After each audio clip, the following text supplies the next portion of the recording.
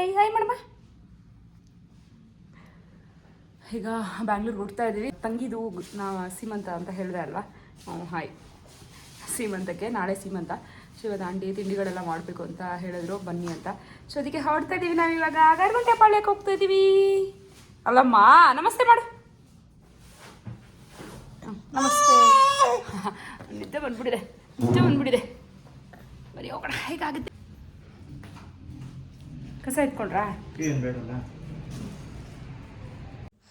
ನಾವು ಹೊರಟಿದ್ದು ಬಸ್ಸಲ್ಲಿ. ಸೊ ಇಲ್ಲಿಂದ ನಾನು ಕೋಲಾರಿಂದ KR ಪುರಂ ರೀಚ್ ಆಗಿದ್ದೆ. ಅಲ್ಲಿಂದ ಅಮ್ಮ ಕೂಡ ಜಾಯ್ನ್ ಆದರು. ಸೊ ನಾನು ಅಮ್ಮ ಮಗ 3 ಜನ ಹೊರಡ್ವಿ ಬಸ್ಸಲ್ಲಿ. ನೋಡ್ಬೋದು ನನ್ನ ಮಗ ಬಸ್ಸಲ್ಲಿ ಎಷ್ಟು ಕೆಲಸ ಕೊಡ್ತಾ ಇದ್ದಾನೆ ಅಂತ. ಏನು ಮಾಡ್ತಾ ಇದ್ದೀರಾ ಅನ್ಸಿ ಅಮ್ಮ? ಚಟ್ನಿ ಮಾಡಿದ್ದಾರೆ, ಇಲ್ಲಿ ಕಜ್ಜಾಯ ಮಾಡಿದ್ದಾರೆ, ಇಲ್ಲಿ ಕರ್ಜಿಕಾಯಿ, ರವೆ ಉಂಡೆ, ಕೊಬ್ಬರಿ ಮಿಠಾಯಿ ಎಲ್ಲ ಇಲ್ಲಿ ಮಾಡಿದ್ದಾರೆ.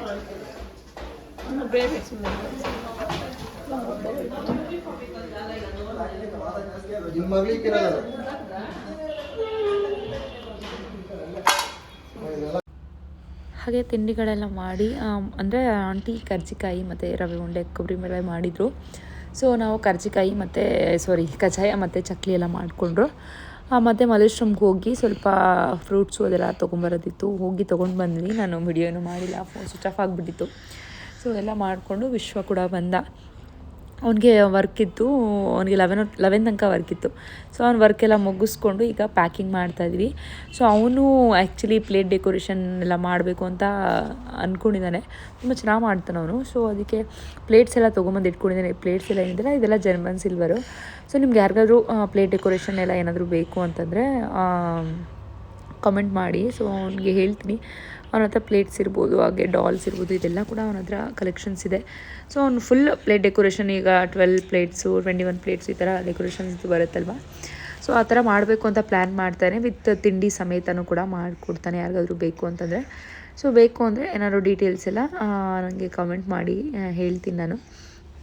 ಈಗ ನಾವು ಡೆಕೋರೇಷನ್ ಮಾಡ್ತಾಯಿದ್ವಿ. ಮುಂಚೆ ಫಸ್ಟು ನಾವು ಈ ಒಂದು ನೆಟ್ ಹಾಕೋಕ್ಕೂ ಮುಂಚೆನೇ ಒಂದು ಏನು ಹೇಳ್ತೀವಿ ಟ್ರಾನ್ಸ್ಪರೆಂಟ್ ಕವರಲ್ಲಿ ಪ್ಯಾಕ್ ಮಾಡ್ಕೊಂಡಿದ್ವಿ. ಏನಕ್ಕಪ್ಪ ಅಂತಂದರೆ ತಿಂಡಿಗಳು ಯಾವುದು ಕೂಡ ಮೆತ್ತಗಾಗದೇ ಇರಲಿ ಅಂತ.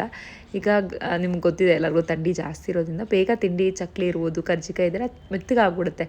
ಸೊ ಅದಕ್ಕೋಸ್ಕರ ಫಸ್ಟ್ ಒಂದು ಟ್ರಾನ್ಸ್ಪರೆಂಟ್ ಕವರಲ್ಲಿ ಪ್ಯಾಕ್ ಮಾಡಿ ಅದಾದಮೇಲೆ ನಾವು ನೆಟ್ಟಲ್ಲಿ ಪ್ಯಾಕ್ ಮಾಡೋಣ ಅಂತ ಅಂದ್ಕೊಂಡು ಯೋಚನೆ ಮಾಡಿ ಅದನ್ನ ಮಾಡ್ತಾಯಿದ್ದೀವಿ. ನೋಡ್ಬೋದು ನೀವು. ಇದೆಲ್ಲ ನೈಟೇ ಪ್ಯಾಕ್ ಮಾಡಿ ಇಟ್ವಿ, ಬೆಳಗ್ಗೆ ಈಸಿ ಆಗುತ್ತೆ ಅಂತ. ಸೊ ಬೆಳಗ್ಗೆ ಎದ್ದು ಮತ್ತೆ ಬ್ಲಾಗ್ ಕಂಟಿನ್ಯೂ ಮಾಡ್ತಾಯಿದ್ದೀನಿ. ಆ್ಯಕ್ಚುಲಿ ನಾನು ಆಂಟಿ ಮನೆಯಿಂದ ರೆಡಿಯಾಗಿ ಹೆಸರುಘಟ್ಟಕ್ಕೆ ಬಂದ್ವಿ. ನನ್ನ ತಂಗಿ ಮನೆ ಬಂದು ಹೆಸರುಘಟ್ಟ. ಸೊ ಅವ್ರ ಮನೆಗೆ ಹೋಗಿ ಅವಳು ಮೇಕಪ್ ಎಲ್ಲ ಮಾಡ್ಕೊಂಡು ನಾನು ತುಂಬ ಅಲ್ಲೆಲ್ಲ ವ್ಲಾಗ್ ಮಾಡೋಕ್ಕಾಗಿಲ್ಲ. ಆ್ಯಕ್ಚುಲಿ ಇವ್ರದ್ದು ಸ್ವಲ್ಪ ಪ್ಲೇಟ್ಸ್ ಎಲ್ಲ ಮಾಡಿ ಇಟ್ಟಿದ್ರು ನನ್ನ ತಂಗಿಯವ್ರ ಅತ್ತೆಯವರೆಲ್ಲ. ಅದನ್ನು ಕೂಡ ಸ್ವಲ್ಪ ಡೆಕೋರೇಷನ್ ಮಾಡಬೇಕು ಅಂತ ನನಗೆ ಬಾಕ ನಾನೊಬ್ಬನೇ ಅಂತ ಅಂದ್ಬಿಟ್ಟು ನನ್ನನ್ನು ಕರ್ಕೊಂಬಂದ. ಸೊ ಅವ್ರ ಮನೆ ಹತ್ರನೇ ಇರುವಂಥದ್ದು. ಇದು ಉಡುಪಿ ಭವನ್ ಏನೋ ಹೋಟೆಲಲ್ಲಿ ಮಾಡಿದರು. ಸೊ ಅಲ್ಲಿ ಬಂದು ಸ್ವಲ್ಪ ಡೆಕೋರೇಷನ್ಗೆಲ್ಲ ಹೆಲ್ಪ್ ಮಾಡ್ತಾಯಿದ್ದೆ ಅವನಿಗೆ. ಬಂದು ಇದೆಲ್ಲ ಪ್ಯಾಕಿಂಗ್ ಎಲ್ಲ ಮಾಡಿ ಸೊ ಈಗ ಪ್ಲೇಟ್ಸ್ ಎಲ್ಲ ಸ್ಟ್ಯಾಂಡ್ಗೆ ಜೋಡಿಸ್ತಾ ಇದ್ದೀವಿ. ಸೊ ಡೆಕೋರೇಷನ್ ಎಲ್ಲ ಮುಗಿಸೋಷ್ಟರಲ್ಲಿ ಅವಳು ಕೂಡ ರೆಡಿಯಾಗಿ ಬರ್ತಾಳೆ. ಆಮೇಲೆ ಹೋಗಿ ನಾವು ರೆಡಿ ಆಗೋಣ ಅಂತ ನಾನು ಸ್ಯಾರಿ ಎಲ್ಲ ವೇರ್ ಮಾಡಿ ಬಂದಿದ್ದೆ. ಸೊ ಫೇಸ್ಗೆ ಮೇಕಪ್ ಎಲ್ಲ ಏನೂ ಮಾಡಿರಲಿಲ್ಲ, ಆಮೇಲೆ ಮಾಡ್ಕೊಳ್ಳೋಣ ಅಂತ ಅಂದ್ಬಿಟ್ಟು ಈಗ ಡೆಕೋರೇಷನ್ ನೀವು ನೋಡ್ಬೋದು. ಇದು ಸ್ಟ್ಯಾಂಡ್ಸು. ಸೊ ಸ್ಟ್ಯಾಂಡ್ ಮೇಲೆ ಎಲ್ಲ ಪ್ಲೇಟ್ಸ್ನು ಜೋಡಿಸ್ಕೊಂಡು ಆರ್ಡರ್ ವೈಸಲ್ಲಿ ಇಟ್ಕೊಂಬಿಡೋಣ ಬಾ ಅಂತ ಅಂದ್ಬಿಟ್ಟು ಇಲ್ಲಿ ಕರ್ಕೊಂಡು ಬಂದ. ಸೊ ಡೆಕೋರೇಷನ್ ಅಷ್ಟೇ ತುಂಬ ಸಿಂಪಲಾಗಿ ತುಂಬ ಚೆನ್ನಾಗಿ ಕಾಣಿಸ್ತಾ ಇತ್ತು ಅವತ್ತು. ತುಂಬ ಚೆನ್ನಾಗಿತ್ತು ಅಂತಲೇ ಹೇಳ್ಬೋದು.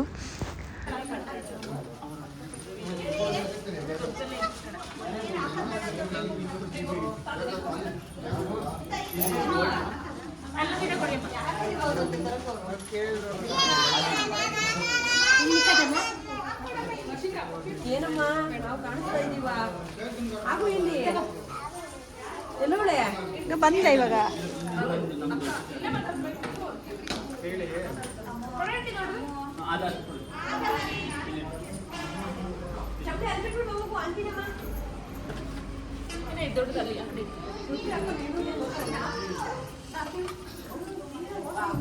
ಚಿಕ್ಕ ಚಿಕ್ಕ ಕಾಣಿಸಲ್ಲ ಹಿಂದೆ.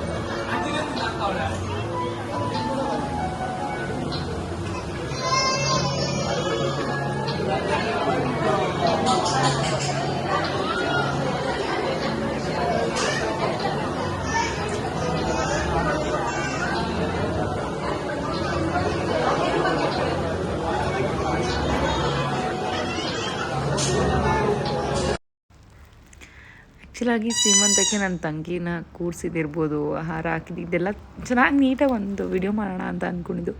ಬಟ್ ಎಲ್ಲಿ ಆಗಲಿಲ್ಲ. ಪ್ಲೇಟ್ಸ್ ಎಲ್ಲ ಡೆಕೋರೇಷನ್ ಮಾಡೋಷ್ಟರಲ್ಲಿ ಟೈಮ್ ಆಯಿತು. ನಾನು ಹೋಗಿ ರೆಡಿಯಾಗಿ ಬರೋಣ ಅಂತ ಹೊರಟ್ವಿ. ಸೊ ನಾವು ಬರೋಷ್ಟರಲ್ಲಿ ಆಲ್ಮೋಸ್ಟ್ ಅದೆಲ್ಲ ಆಗಿಬಿಟ್ಟಿತ್ತು. ಸರಿ ಅಂತ ಬಂದು ಕುಂಕುಮ ಎಲ್ಲ ಕೊಡ್ತಾಯಿದ್ದೀನಿ ಈಗ.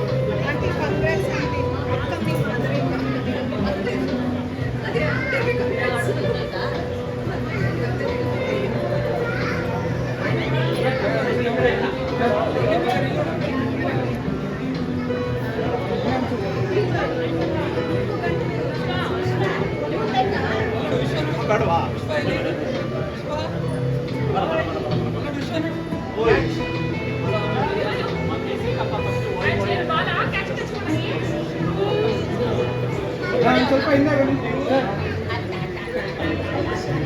ಅಣ್ಣ, ಒಂಚೂರು ಹಿಂದೆ ಸರ್. ರೆಡಿ?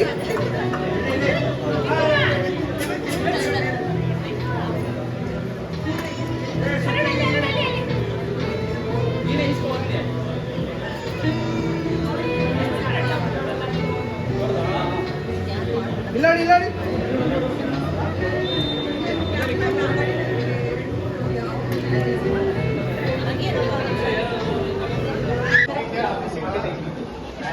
ಒಬ್ಬರಿ ಕಡೆ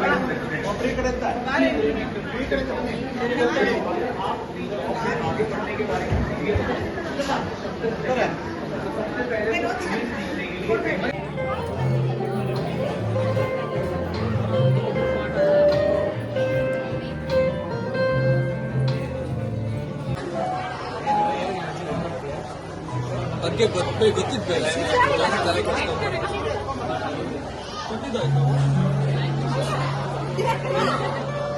ಇವಾಗ ಏನು ಮಾಡ್ತೀಯ?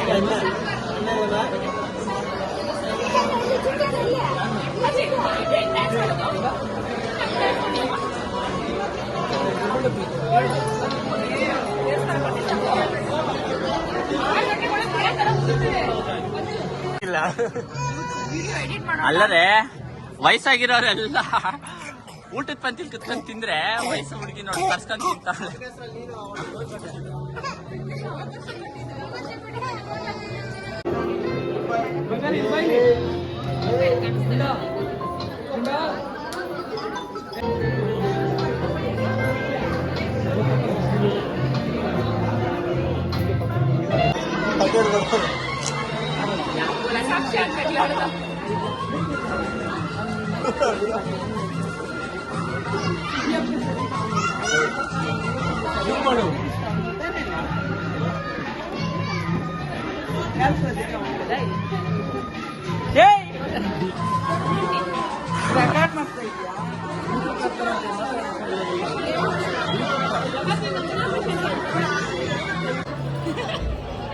ಹೇಳು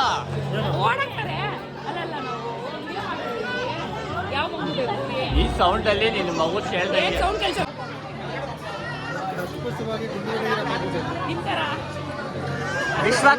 ವಿಶ್ವಾತರ ಇರೋ ಪಾಪ.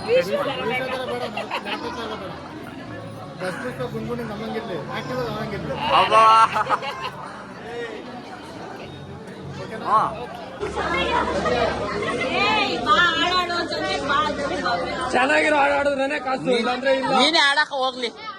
ಇವಾಗ ಯಾರು ಕಾಸು ಬೇಕಾಗಿರೋದು? ನೀವೇ ಅಕ್ಕ ನಿನ್ ಮಗಳು ನಂಗೆ ಚಿಕ್ಕವಳಾಗಲ್ವಾ? ಪಕ್ಕದ ಮನೆ ನಂಗೆ ಅಜ್ಜಿ ಆಡ್ತಾರೆ.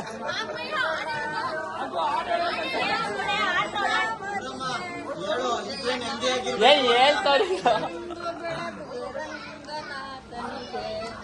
ರಾಮ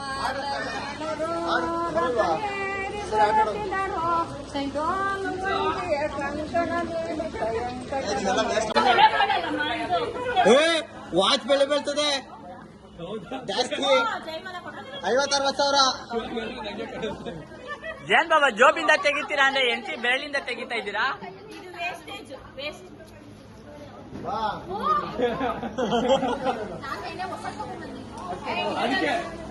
ಜಾಸ್ತಿ ಉಂಗ್ರ ಐತೆ ಒಂದು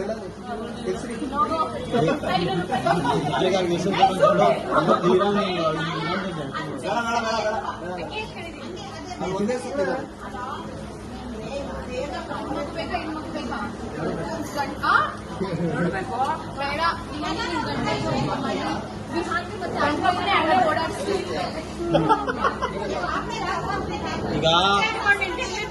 ಈಗ ಅವರೆಲ್ಲ ಕಾಯ್ತಾವ್ರೆ ಹೂಗಳೆಲ್ಲ ಬಿಚ್ಕೊಳಕ್ಕೆ, ಹೂಗಳು ಬಿಚ್ಕೊಂಡು ಹೂವುಗಳು ಬಿಚ್ಕೊಳಕ್ಕೆ,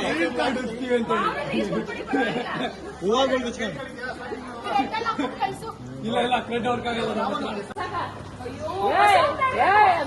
ಅಂಚಮ್ಮ ನಾನು ರೆಕಾರ್ಡ್ ಮಾಡ್ದಾಗೆ ನಿನ್ ಟ್ಯಾಲೆಂಟ್ ಎಲ್ಲ ಈಚಕ್ ಬರ್ತದಮ್ಮ.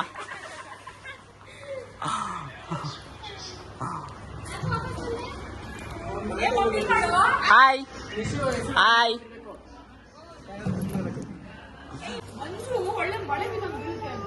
ಇಮಾನಿ ಅಂತ ನೀನ್ ಅನ್ಕೊಂಡಂಗೆ ಆಯ್ತಾ ಸೀಮಂತ? ಓಯ್ ಇಮಾನಿ, ನೀನ್ ಅನ್ಕೊಂಡಂಗೆ ಆಯ್ತಾ ಸೀಮಂತ? ಎಲ್ಲ ನಾನೇ ಮಾಡ್ಕೊಂಡೆ, ಅದಕ್ಕೆ ಆಯ್ತು. ಓ ಡೆಕೋರೇಷನ್ ನಾನ್ ಮಾಡಿದ್ದು, ಪ್ಲೇಟ್ ಡೆಕೋರೇಷನ್. ನೀನ್ ಮಾಡ್ಕೊಂಡಿಲ್ಲ ಅದನ್ನ. ಏನು ಫ್ಲೋರ್ ಡೆಕೋರೇಷನ್ ಎಲ್ಲ ನೀನೇ ಮಾಡ್ದ? ಅಡ್ಗೆ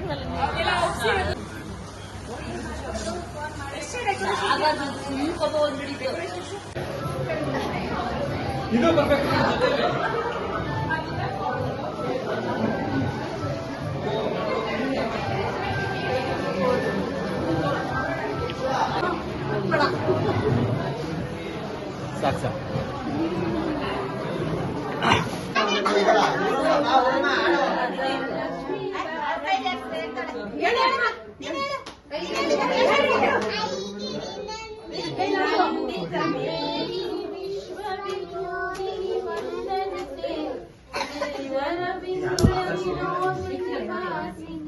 ಮಗ ಇತ್ತು ಅಂತಿದ್ರಿ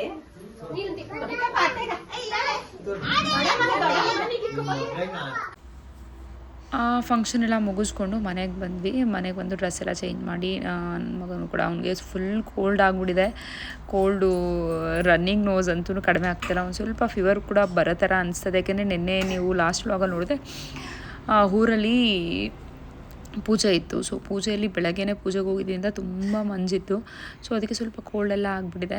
ಇಲ್ಲಿ ಎಲ್ಲ ಒಂದು 5 ಜನ ಅರ್ಶಿನ ಮಾಡಬೇಕು, ಇಟ್ಬಿಟ್ಟು ಆಮೇಲೆ ಕರ್ಕೊಂಡು ಹೋಗೋದು ಅಂತೆಲ್ಲ ಹೇಳ್ತಾಯಿದ್ರು. ಸೊ ಅದನ್ನೆಲ್ಲ ಮಾಡ್ತಾಯಿದ್ದಾರೆ ಇಲ್ಲಿ. ಅದೆಲ್ಲ ಆದಮೇಲೆ ಅವಳನ್ನ ಕರ್ಕೊಂಡು ಗರಗುಂಟೆ ಪಾಳ್ಯ ಆಗಿಬಿಟ್ಟು ನಾನು ಹೋಗೋದು ಅಂತ ಅಂದ್ಕೊಂಡ್ರು ಅಂಥದ್ದು. ಸೊ ಲೇಟ್ ಆಗ್ತದೆ, ನೋಡ್ಬೇಕು ಹೇಗಾಗುತ್ತೆ ಏನು ಅಂತ.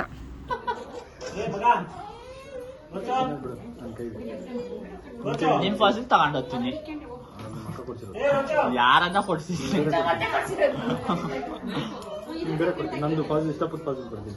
ನಿಮ್ ಮದ್ವೆಲಿ ನಿಮ್ ಎಂಟ್ರಿ ಹಾಕಿರಲ್ಲ, ಆ ಫಾಸಿಲ್ ಎತ್ಕೊಂಡು ಹೋಗ್ತೀನಿ. ನೀವ್ ಯಾಕೆ ಕೊಟ್ರು ಅದ್ರ ಜೊತೆಗೆ.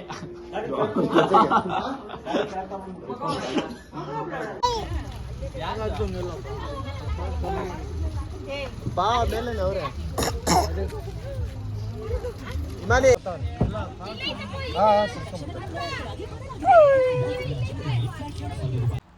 ಹಾಗೆ ಫಂಕ್ಷನ್ ಎಲ್ಲ ಮುಗಿಸ್ಕೊಂಡು ಮನೆಗೆ ವಾಪಸ್ ಬಂದ್ವಿ. ತುಂಬ ಲೇಟ್ ಆಗಿಬಿಟ್ಟಿತ್ತು ಅವತ್ತು. ಸೊ ಅದಕ್ಕೆ ನನ್ನ ತಮ್ಮನೇ ಕರ್ಕೊಂಡು ಬಂದು ಬಿಟ್ಟು, ಆ ಬಸ್ಸಲ್ಲಿ ಅಂದರೆ ಲೇಟ್ ಆಗುತ್ತೆ ಅಂದ್ಬಿಟ್ಟು ಅವನೇ ಕಾರಲ್ಲಿ ಕರ್ಕೊಂಡ್ಬಂದು ಬಿಟ್ಬಿಟ್ಟು ಹೋದ. ಬಟ್ ನೆಕ್ಸ್ಟ್ ಡೇ ನನ್ನ ಮಗನಿಗೆ ಸಿಕ್ಕಾಪಟ್ಟೆ ಜ್ವರ, ಫುಲ್ ಫೀವರ್ ಬಂದುಬಿಡ್ತು. ಸೊ ನನಗೆ ಯಾಕೋ ಭಯ ಆಯಿತು, ಬೇಡ ಹಾಸ್ಪಿಟಲ್ಗೆ ಹೋಗಿ ಬಂದುಬಿಡೋಣ. ಯಾಕೆಂದರೆ ಅವ್ನಿಗೆ ಹೆಂಗೆ ಅಂದರೆ ಫಂಕ್ಷನ್ ಏನಾದರೂ ಬರ್ತದೆ ಅಂದರೆ ಆವಾಗಲೇ ಹುಷಾರು ತಪ್ತಾರೆ. ಅದನ್ನು ಬಿಟ್ಟರೆ ತುಂಬ ಚೆನ್ನಾಗಿ ಆರಾಮಾಗಿರ್ತಾನೆ. ಸೊ ಮತ್ತು ಫೀವರ್ ಜಾಸ್ತಿ ಆಗಿ ಕಾಫ್ ಆಗಿದೆಯಲ್ಲ, ಆದರೆ ಕಷ್ಟ ಆಗುತ್ತೆ ಅಂದ್ಬಿಟ್ಟು ಹಾಸ್ಪಿಟಲ್ಗೆ ಕರ್ಕೊಂಡು ಹೋದ್ವಿ. ಆಮೇಲೆ ಅಲ್ಲಿಂದ ಅವ್ನ ಬರ್ಡೇ ಕೂಡ ಬಂತಲ್ಲ, ಸೊ ಡ್ರೆಸ್ ತೊಗೊಳ್ಳೋಣ ಅಂತಂದ್ಬಿಟ್ಟು ಕೋಲಾರಲ್ಲೇ ಮಾಡ್ರನ್ಗೆ ಹೊರಟ್ವಿ. ಅಲ್ಲಿ ನೋಡಿದ್ವಿ ಯಾವುದು ಡ್ರೆಸ್ಗಳೇ ಇಷ್ಟ ಆಗಿಲ್ಲ. ಹಾಗೆ ಇನ್ನೇನು ಮಾಡೋದು, ನನ್ನ ತಮ್ಮನ ಮಗನೂ ಕೂಡ ಒಂದು ಡ್ರೆಸ್ ತೊಗೊಳ್ಳೋಣ ಅಂತ ಹೊರಟೆ. ಯಾವುದೂ ಕೂಡ ಇಷ್ಟ ಆಗಿಲ್ಲ. ಅವನಿಗೆ ನಾಮಕರಣಕ್ಕೆ ಬಂದಿದ್ದಂಥ ಬೇಕಾದಷ್ಟು ಬಟ್ಟೆಗಳಿತ್ತು. ಸೊ ಅದರಲ್ಲಿ ಯಾವ್ದಾರು ಒಂದು ಚೂಸ್ ಮಾಡಿ ಹಾಕೋಣ ಅಂತಂದ್ಬಿಟ್ಟು ತೊಗೊಳ್ಲಿಲ್ಲ ಡ್ರೆಸ್ಸು, ಯಾಕೂ ಇಷ್ಟ ಆಗಲಿಲ್ಲ. ಸೊ ಒಂದೇ ಒಂದು ಶೂನ ತೊಗೊಂಡೆ, ಅದು ನನ್ನ ತಮ್ಮನ ಮಗನಿಗಾಗುತ್ತೆ ಅಂತಂದ್ಬಿಟ್ಟು ಶೂ ತೊಗೊಂಡು ಬಂದೆ. Thank you for watching. ಇದಾಗಿತ್ತು ಇವತ್ತಿನ ವ್ಲಾಗ್. ನೆಕ್ಸ್ಟ್ ವಿಡಿಯೋಲಿ ಸಿಗ್ತೀನಿ. ಬಾಯ್ ಬಾಯ್.